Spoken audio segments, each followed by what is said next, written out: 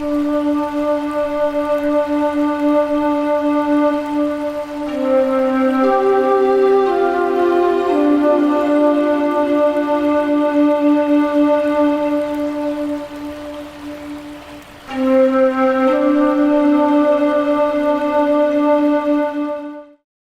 everyone. This is another Freedom to Feel conversation, and my guest today is Dr. Sarah Doyle. She's a physical therapist, functional medicine practitioner, diplomate with the American Clinical Board of Nutrition, founder of the DrSarahDoyle.com, creator of the 7X Method Biohacking Bootcamp, co-founder and principal clinician of Healwell Regenerative Institute in Miami Beach. She's also the author of the 7X Method, the truth about food in your body that's never been told until now. And she also has written another book that's titled The Thin Formula. The one that we are discussing today is the 7X Method. So this is my brief bio about you, Sarah. There's so much more. But my initial question after that introduction, how would you introduce yourself? Who is Sarah in this very moment? I've been a biohacker for over 20 years before I knew it was a thing. I've been a health coach for over 20 years before health coaching was like a thing. I was originally a massage therapist before doing physical therapy, and I would just naturally coach people on wellness. So once I worked in physical therapy and worked in the hospitals, I realized how dysfunctional medicine is harming people. I mean, look, there's a time and place for everything. I'm glad there's an emergency room, but I developed a biohacking bootcamp to show women, and now I got into men the last year also, just that to know that there are natural ways to help yourself with your hormones as you age, and it's really important to start in your 40s. So I call myself a midlife crisis hormone master, because I'll show you all natural ways to maintain optimal levels throughout your middle ages so that you can prevent disease later on down the road. Yes, that's a big one. And that's my case. I'm 47 now. And of course, I have been seeing the change since I was 40, the 45. And then now it's becoming very interesting just to see this movement of the body doing things that I never thought it would. So, but it seems like I'm doing okay and I'm good with it. I'm not fighting those changes. And I'm wondering if that plays a role too, Sarah, fighting the natural cycle of life, aging and the slowing down. Is that something to also to embrace and not just to address as a sickness or illness? I think we need to adjust the perspective in society, and I think doctors. It starts with their training in medical school, and then it's become because they don't have the training to take care of women through menopause. Women just think they're born to suffer, and it's not true. We need to embrace it. We need to realize that menopause is the second puberty. So when you were 10, 11, 12 years old, you knew you were going to get your period and become childbearing age, and you were going to develop breasts and all the other things that it was uncomfortable. No, Yes. no 11-year-old likes getting her period. Like nobody likes that. And I think that we need to realize that menopause is a second puberty, and we have a whole second phase of life that needs to be studied, that needs to be addressed, and needs to be treated as such. It's not good. It's not bad. It's just our second puberty, and that's our second half of life. Yes. So the importance of being aware of those changes and if they are beneficial or not. Yes, self-awareness is one of the things that for some reason, it comes first, being aware of change and how we can make it somehow direct Mhm. those changes to benefit not just ourselves, but those around us.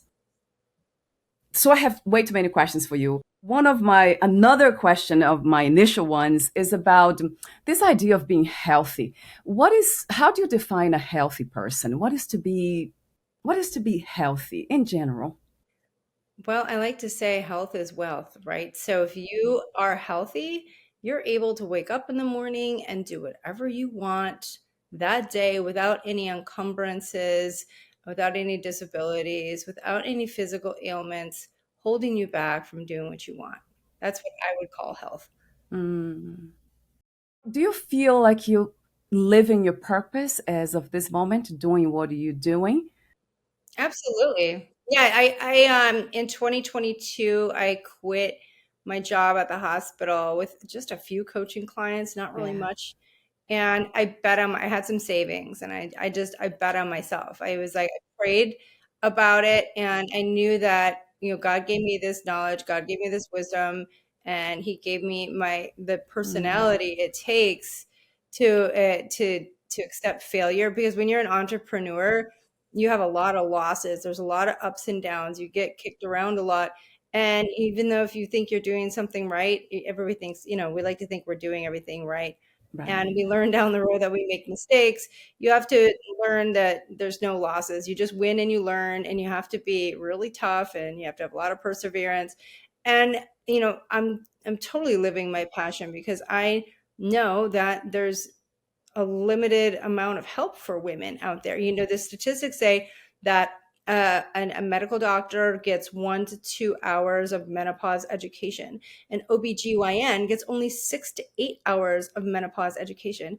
Most of it's devoted to fertility, birthing, and pregnancy. And it's crazy for me to think that. So um, American doctors are just not equipped to guide women through these changes. And I've had a number of friends or coworkers tell me that they've gone to their doctor with complaints, looking for help, and they've left crying, feeling ashamed of their bodies. We should never feel ashamed of our bodies. Mm, We should, God gave us sex. It's the best feeling thing in the world. We should be able to talk about it. And if we can't have sex with our partner, that's a big thing. I mean, that's how God designed us. He designed us to partner and have these, have that type of activity with your partner. Like that's how we were designed. And if you can't function like that, we need to be able to talk about it as a health concern, just like having high cholesterol or high blood pressure. Like we need to take the shame out of talking about our bodies.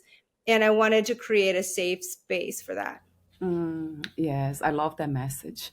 I would love to know more about your relationship with spirituality, your relationship with God, or the idea, the concept Mhm. of God, and the physical pleasures of life, because there's a lot of shame, especially with women who are religious or spiritually, let's say, inclined, like myself.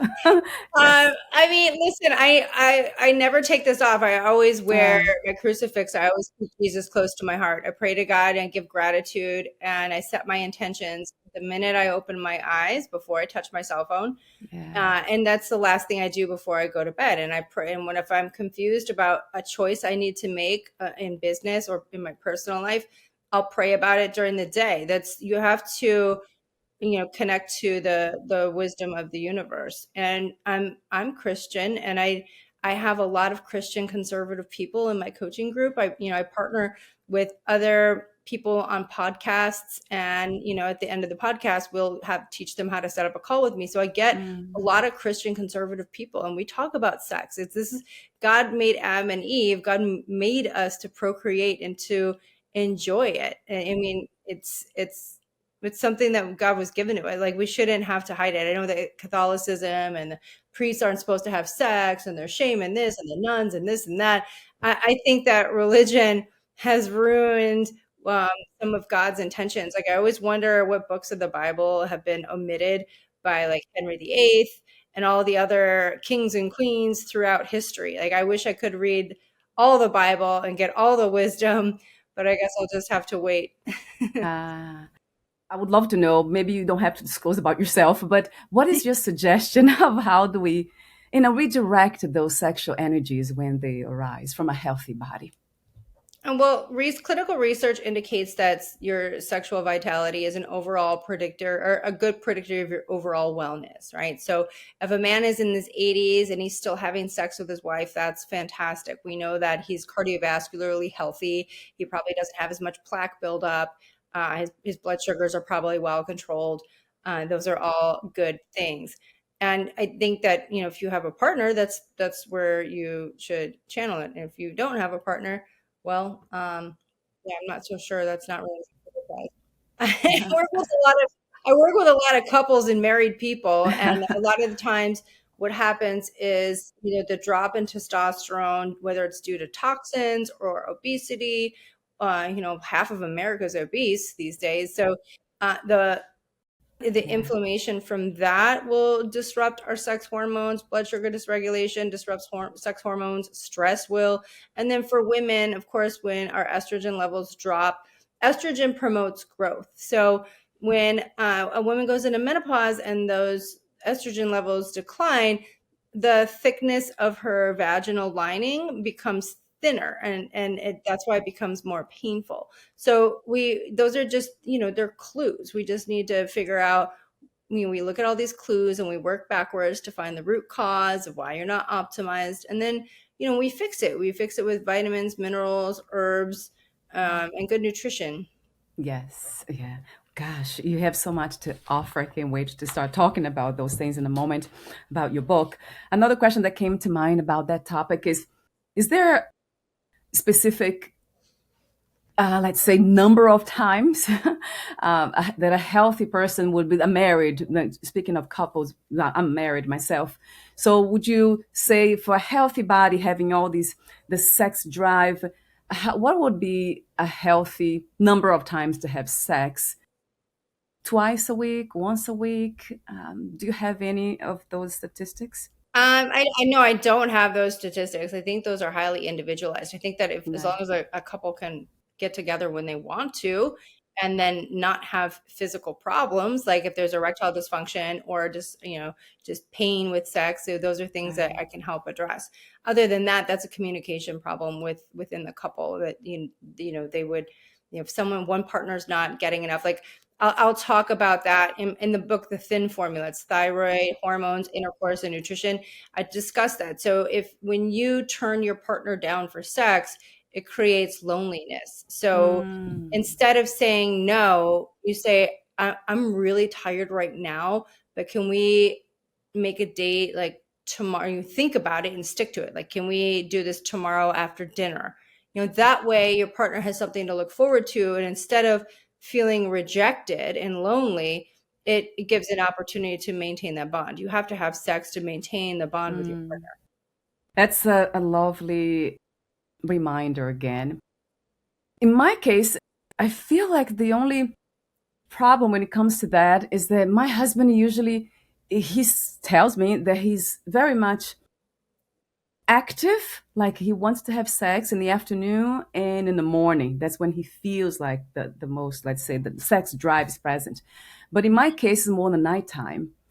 So, and I read that this is natural, right, Sarah, for men and women. So, how do we reconcile? How do we somehow align those desires, physical, kind of natural desires to get together? Okay, so I would look at what it is that makes you have more desire in the evening. Is it because you have time during the day? For women, we need foreplay, and foreplay doesn't necessarily mean, being naked and petting and stuff like that. Right. Foreplay can mean he helped me with the dishes and I didn't have to ask him. That turns me on. Like, Yeah, it depends yeah, on you yeah. can talk about your love languages, but even, maybe it's just because the absence creates desire. So maybe it's that, you see him, but you can't have him all day long. And that makes you want him at night. Maybe that's like, what is it creating desire? Maybe it's because you had more opportunities to share moments together. Maybe you went to the gym and you were like Mm, competitive and flirting. Like maybe yeah. those are the reasons why. I mean, for men, a lot of it is just physical. Like that's when, and especially as they age, it's kind of like when their flag's going to fly and when their flag's going to fly. Yes, that makes sense too. Yes, because I'm always busy in the morning, in the afternoon. So with the mind, it's always doing something else with those energies, the mental energies. So make an appointment, compromise, if Yeah. I talk about that in the book too, I think if you can show up on time for your boss or for yourself, Mm. then you can show up for your partner. Don't wait till the end of the day when they're like, it's the last thing you do. Make them feel like a priority. Ah, I see. Yeah. Yeah, I mean, but listen, it sounds like it sounds cheesy, but like make an appointment. We get busy, especially Yeah. when there's parents where they have multiple kids and the kids are doing different activities and you're just schlepping them here and there. a lot of times it's really hard to make time for that. But if you can look at your schedules and make an appointment, like sex is good. It's going to be your favorite appointment of the week. You're like, oh, God, finally Yes. something Yes. for me, you know? Yes. Huh. Yeah. He talks that way. And I feel the same way. For some reason, sex has not been, let's say, the focus in my life since I was very young, too. Maybe because a lot of trauma in childhood as well. Sure. Yeah. And that really got in the way. But yes, we can always learn, right, Sarah? As long as we are open and curious, we can always learn. Yeah, the important thing is to make sure your partner feels loved. And there's the five love Yeah. languages, right? Like Mm. gifts, quality time, physical touch, acts of service. What's the other one? Oh, words of affirmation, right? So there's the five love languages. And if you don't know your partner's love language, he's not going to feel loved. Not because you don't love them, because you may be loving them in the languages that you like to receive, not the way they like to receive. And so they may not Yeah. feel loved. So, maybe if you feel like there's a disconnect, go back to the five love languages and communicate that with your partner. And if like for me, I don't care about words of affirmation. You can tell me I look pretty, you can not, I don't really care. But I have other girlfriends where like they need to hear that, and Right. their partner needs. It's just something a partner needs to learn that they're not going to, so that that may be something too that will create more of a connection. Yeah, that makes a lot of sense. So let's talk about your book, The 7X Method, the truth about food in your body that has never been told until now. So one of the takeaways for me, I love the two things. Oh gosh, I have so many notes here, Sarah. So that we should not be counting calories. That's one, and macros, and then the circadian rhythms, how they impact our well-being, and in quantum energy as well. So the title of this episode, I had to have that there, is Color of Wellness, because I felt that was just very, it was a match for this conversation. The color of wellness, it just is very inspiring because you talk a lot about color, the food. That just, it's such a beautiful thing just to think about it. The seven food groups, so purple, blue. I never think that way, although I do colorful foods, but I never thought in a scientific way, the way I you never describe. did either, and I did not come up with this. Okay, it's not something I made up. When I was traveling in 2020 by myself, I went to Central America to stay with a friend who was an expat, and he said, "Oh, you got to meet this guy in town. You guys are always talking about energy. I think you'll totally hit it off." So I meet him, and he's a liaison for a quantic medicine program in Central America, where for over 50 years they've been using food as medicine to heal people from diseases like cancers and stuff like that. Wow. It's now disclosure, I do not claim to cure cancer or anything like that. They didn't give me those protocols, but what they did give me permission to share was the basic timed eating protocols that will prevent disease. So I had a lot of digestive problems after an antibiotic that I took. I was really sick for like 20 years with food allergies, sensitivities. I took digestive enzymes, probiotics. I was like, I couldn't even eat without taking digestive enzymes. And so I tried the diet for a couple weeks, and this is for, what is it, 20? Yeah, 4 years ago. I haven't taken a digestive enzyme since. My sleep markedly improved. I could never fall asleep before midnight unless I had like a fever.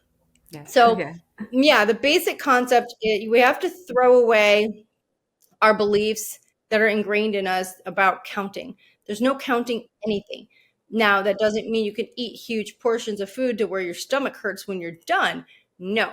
What they talk about is, okay, in the Western world, we have classified the energy of food using the continuous data mathematical model. That means like 1, 2, 3, 4. The bigger I am, the more pounds I weigh. The longer I'm on this earth, the more years I am, right? The older I am. Right. So Right. in this Yeah. in this method of eating, what they used the energy of the food. They measure it with a spectrophotometer. So a spectrophotometer is a device they use in the food industry, the clothing industry. They match paint colors. They use it in the pharmaceutical industry. And what they found was that there are 7 food groups and 7 groups that are organs and systems they take turns resting and peaking in energy. So you mentioned the first group's a purple group. That's from 7 to 9 a.m. Foods in this group will nourish your DNA, your pituitary, and your pineal gland. Well, this makes sense because your pineal gland releases melatonin all night long.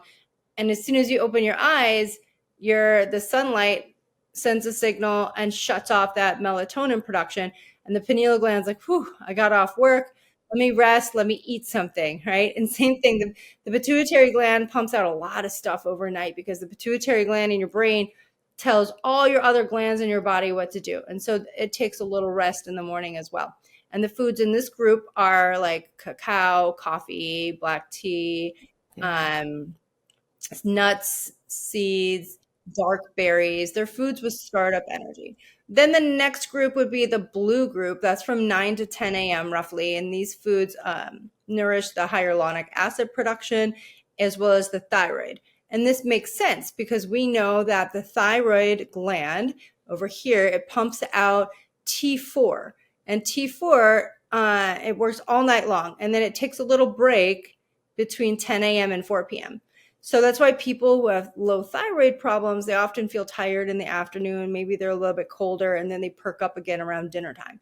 So the whole idea is our organs and systems are grouped into 7 different groups where they take a little bit of a rest. I mean, nothing ever completely stops working in our body, but they take time, or they take turns peaking and resting in activity, which makes sense because, and it's only while we're awake, right? So while we're sleeping,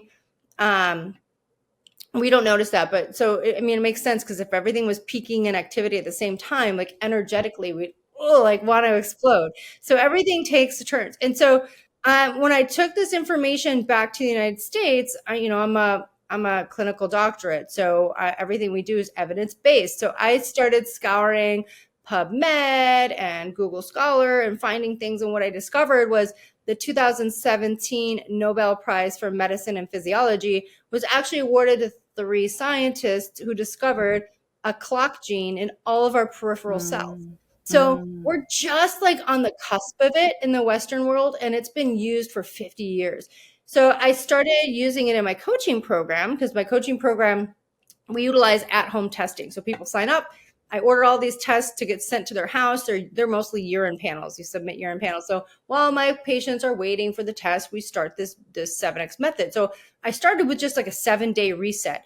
I wrote the protocols for that, made some recipes, and my clients are like, I feel amazing. I have so much more energy. I'm not drinking coffee. I'm sleeping better. My carpal tunnel's going away. My dandruff is going away. I lost a pant size. Like, what is this? I don't want to stop. So I continued writing, and it just turned into a full-on book with a whole bunch of recipes and a bunch of there's exercise information in there too. It's a lot of good stuff.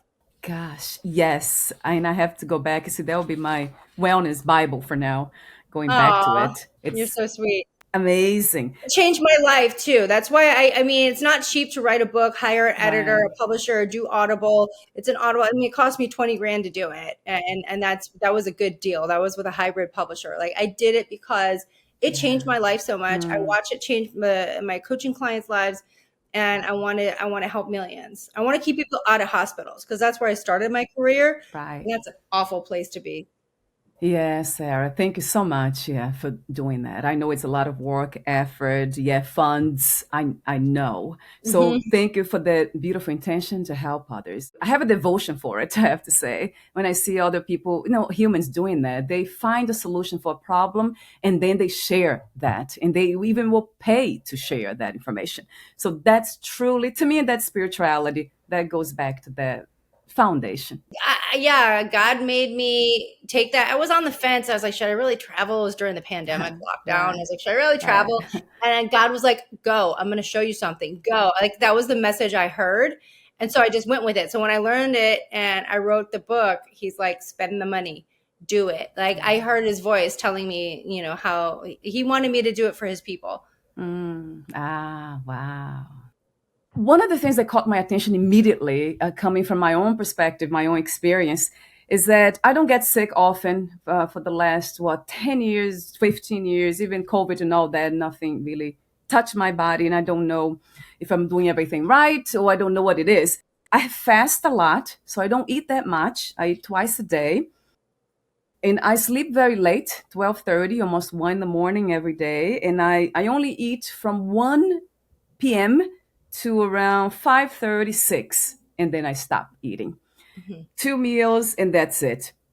And I work out and I watch what I eat, of course. I'm always very conscious about it. My drink is everything. It's not counted. I don't really follow that rule, but I'm aware. Mhm. So I would love to hear from you about people like me. When, I'm very interested in just kind of tapping into all these food groups and kind of trying to eat a little bit of each, everything from, from everywhere. But I don't know if I can do that with this 2 meals a day. So I'm pretty much eat the same thing all the time. No diversity. So you can do with like a juices, like I do kind of like a hybrid thing long term. Fresh pressed juices are Yeah, great. I don't yeah. eat 7 times a day in reality. I know what the 7 food groups are, and when I'm about to eat, I look at the time of day, and I know that it's really important for me to get green stuff around noon Mm, because that's for my genital urinary health as well as my sensory organs. And I know that it's really important for me to get something from the red group between 1 and 3 p.m. Those are meats. Like I eat more steak than I ever have, and I feel fantastic. I'll have like a steak salad or I try to have a salad. If I can't get real meat, I'll make sure I get a protein shake because that red group nourishes your heart and your adrenal glands, yeah. and your muscles. So for somebody that exercises, it's really important to get some protein at that time. So if you think about it, the times between, if you eat a salad, that's kind of a hard thing to digest. If you eat red meat, that's a hard thing to digest. So in this way of eating, they want you to eat those foods when the sun is in its highest point in the day energetically. That's when your body is best able to assimilate these nutrients. So it's not about fasting, or you want to give yourself at least 12 hours. I tell people at least 12 to 14 hours of nothing but water, just to let your liver do its thing. Energetically, if you're not getting something from okay, you can skip eating in the purple group if you go outside and get sun in your eyes. That will activate it. And you can, but then do try to eat a piece of fruit, between, somewhere around 10 a.m., 10, 11 a.m., and so that you do something for your thyroid, right? So you Mm, can combine those things. And then if you don't want to eat after you have your steak salad, just grab like, at the grocery store, they have those little shots. They're like yes. ginger. You can just Yeah. do a little, you just need the electric charge. You don't need to eat a whole plate of vegetables. If you're hungry, eat carrots or get some plantain chips and guacamole. I mean, or just get some plantains or get some, get something. You don't have to eat 7 times a day. You can just do like a little shot, but you'll be amazed at what happens with your energy. And for people who have autoimmune dysfunction or any kind of metabolic dysfunction, I recommend that. And then the hardest thing for me to understand was that the last food group was the white foods, Yeah. Yeah. like potatoes, yuca. I mean, we don't really want to eat pasta because it doesn't have any nutrition. But pasta and bread should be treats because there's no vitamins in it, Yeah. right? So, but that was the hardest thing for me to wrap my brain around, was that the last thing I eat in the day is carbs. And I was like, oh my God, am I going to get fat? But no, those, just having a small serving like of rice or juca or jicama or whatever white foods, that will actually relax your nervous system, which we know it's why we call comfort foods like mac and cheese comfort Yes. foods. We know, and this Yeah. relaxes the nervous system and prepares you for sleep. So if you stop eating by like 6 or 7 p.m., then your pancreas can turn off when it wants to. Then your pineal gland can release melatonin when it's supposed to.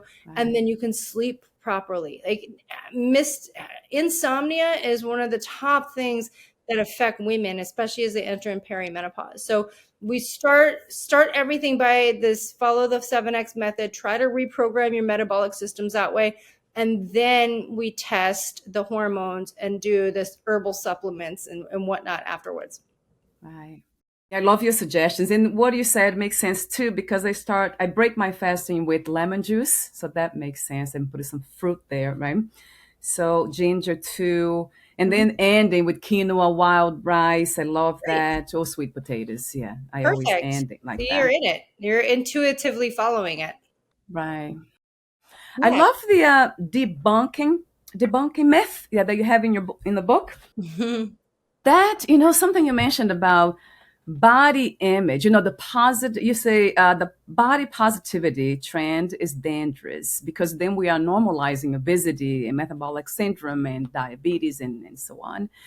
Talk to me for a moment about that, because that's a very sensitive topic, isn't it? Accepting ourselves the way we are and at the same time making change. How do we Sure. balance that?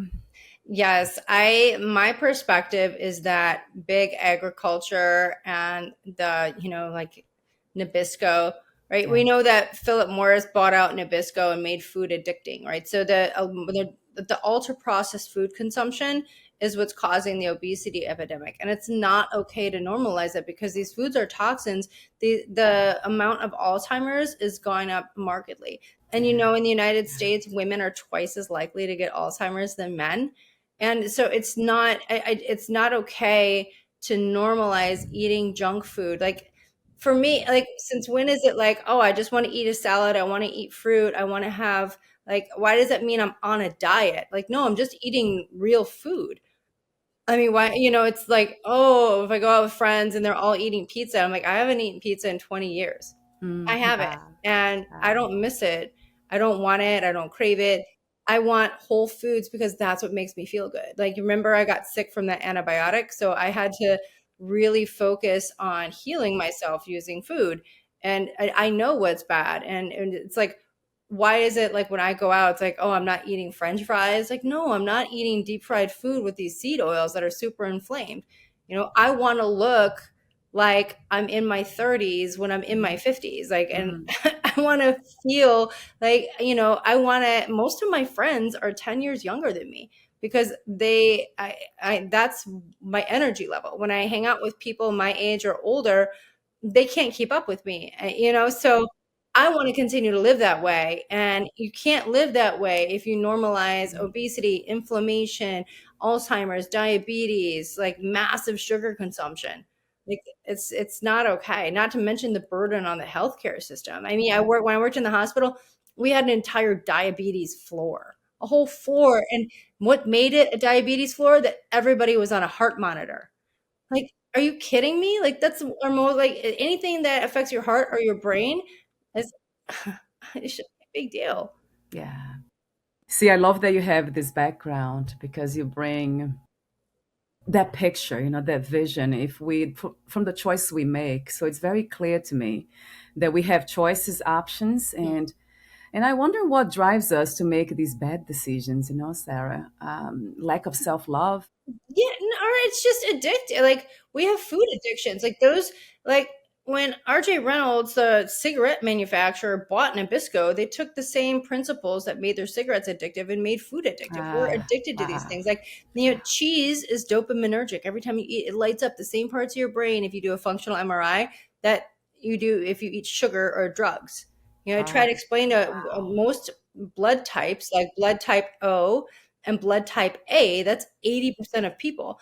Those people do not metabolize gluten well. They do not metabolize dairy products well. Well, like gluten and dairy are like top food groups in every restaurant you go to, and they're addictive. Yeah. It's not everybody's fault. We don't know better.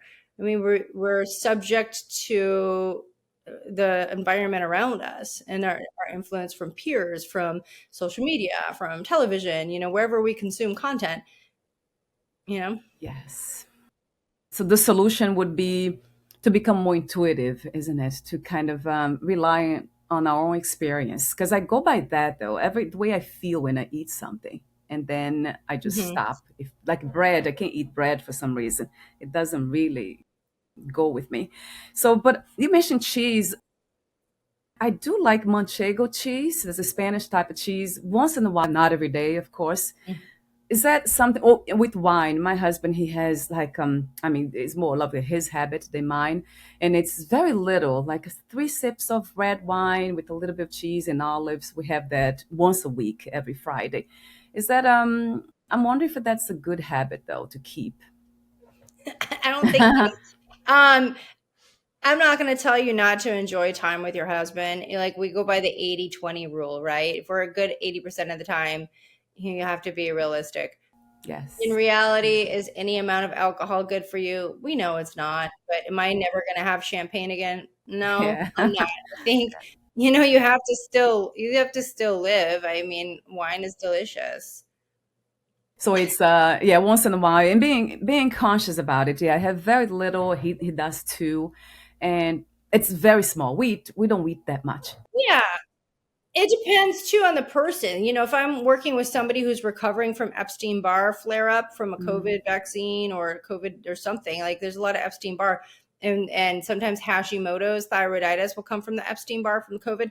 So if somebody's like sick with that, then no, you got to be stricter with it. If someone has, it just depends on if you're just a normal everyday person looking to optimize your health, you can live by the 80-20 rule. If you are sick with an autoimmune disease and maybe you're getting diagnosed with a second autoimmune disease, it's time to put the brakes on your lifestyle and start making some major shifts to try to recalibrate your metabolic systems before you're sitting in an infusion center getting whatever Mm. whatever the DMARD is that they're giving for whatever disease. Like you don't want to be, you got to stop a freight train. So I think everything comes on an individual basis. That's why I offer a 30-minute Zoom on my website. I have a Yeah. coaching program, which is comprehensive and people are really successful with it.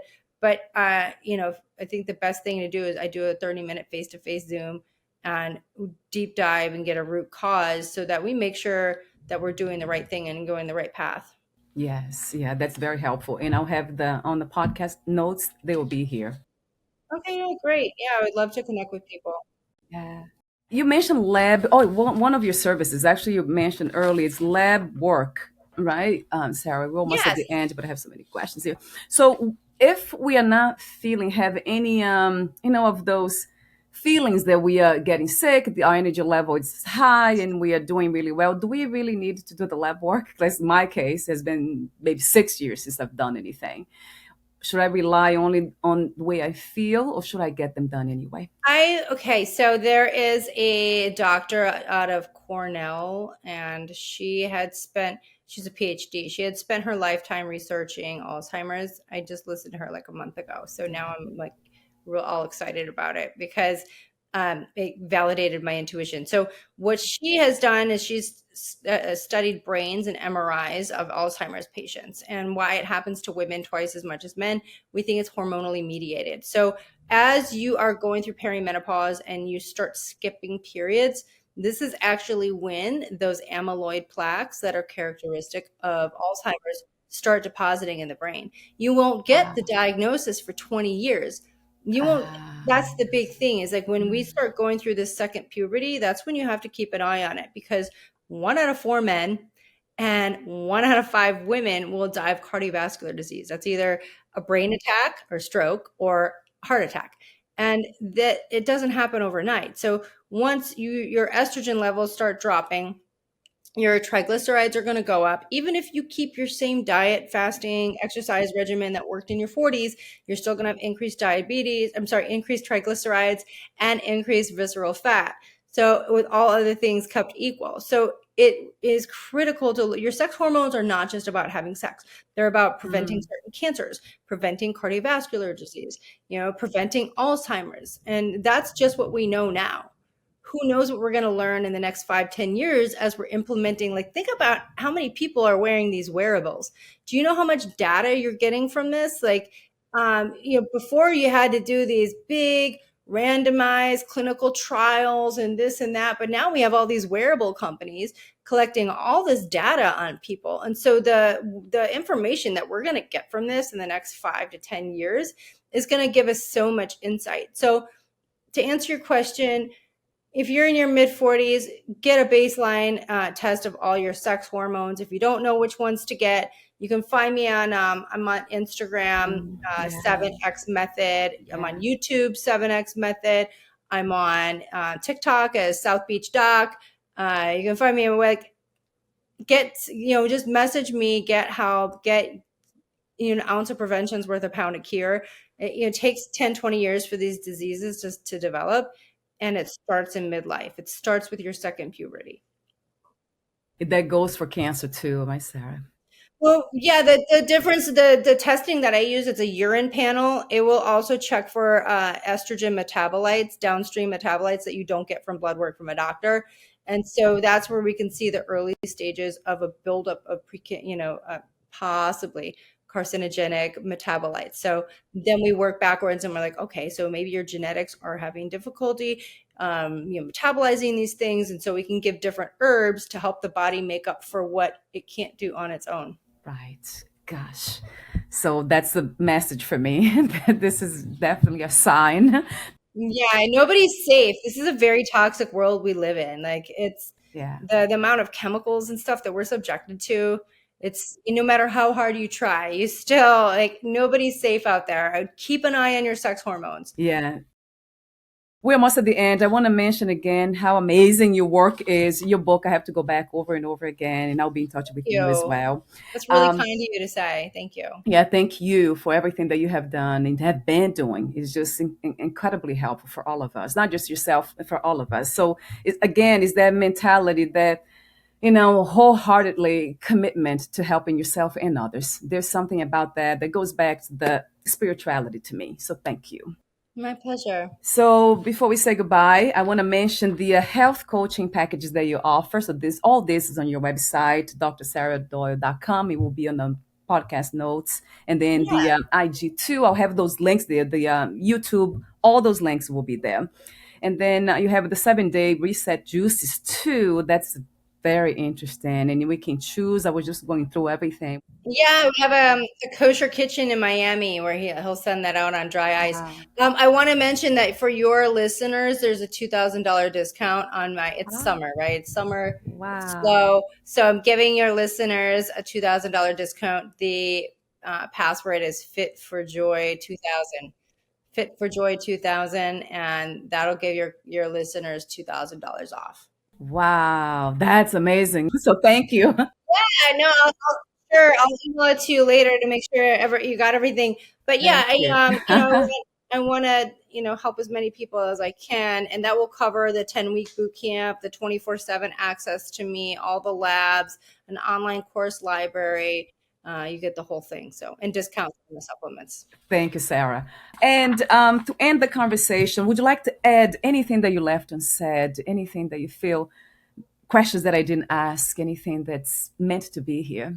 Oh, well, I just want to say thank you so much for having me. Your enthusiasm is so genuine. It's so appreciated. It was a blessing to connect with you today. And I hope that, if we can just help one or two people every time this is played, then this was a success. Right. Mhm. So, what is your idea of freedom? What is to be free? What makes you free in this body and mind that you have? I think the number one way that people can be free is to live without fear, not Mm. be afraid. Ah, that's a big one. That's a big, big one. Not to be afraid. Yes. Gosh, that's another podcast conversation, and that's one of my How not to be reflections. afraid. Yeah, right. It is, Sarah. Really is. Thank you so much again for your presence, your My beautiful pleasure. presence. And we'll talk soon. We'll be in touch again. Bye for now. Bye-bye.